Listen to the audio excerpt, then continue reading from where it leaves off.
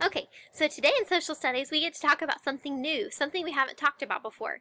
Now we've talked about living in the city versus living in the country before, but we haven't talked about the names for those specific things. Now this is pretty cool because you've probably been around grown-ups that have used these terms before and not know what they meant. So let's learn together today. The first word we're going to talk about is urban. Say that with me. Urban. Now, an urban area is a really big city. Now, I'm not talking about Foley or Gulf Shores or Orange Beach or any of those big cities that you've even been to. Even some of the cities that you might think are really big, not like that. I'm talking like really, really big cities. Now, I drew one up here. It's just big building after big building after big building. You know what? We have talked about one of the big cities that would be an urban city, and that city is Washington, D.C. Now, we have watched videos of Washington, D.C. and saw all the big videos, so Washington, D.C. would be a really big city. It would be an urban area. Now, another big city like that would be New York City. Some of you have talked about New York City. I've heard you talking about it. Or San Francisco, some really, really big city where there's not very many just houses. Almost everything is big buildings and apartments. That's an urban area. Now, in an urban area, a lot of people walk to work, or they take the train or the bus to work. There aren't that many cars because there wouldn't be room for everybody to park their car. That's the urban area, big city. Next is the suburban area. So let's see.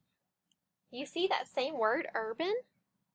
But in first, it's suburban. So when we put it all together, it's suburban. Say it with me. Suburban.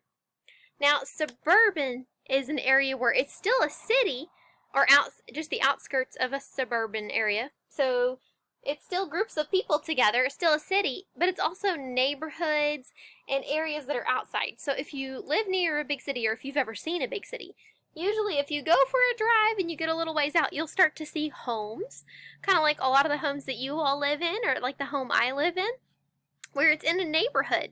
And people have their own individual homes. It's not all just big buildings and apartments. That's called suburban. It's cities and neighborhoods. See how there's houses, but they kind of have some space in between, and it's not all giant buildings like an urban area. A lot of times in suburban areas, people drive their own cars or they ride bicycles because usually they live further away from work.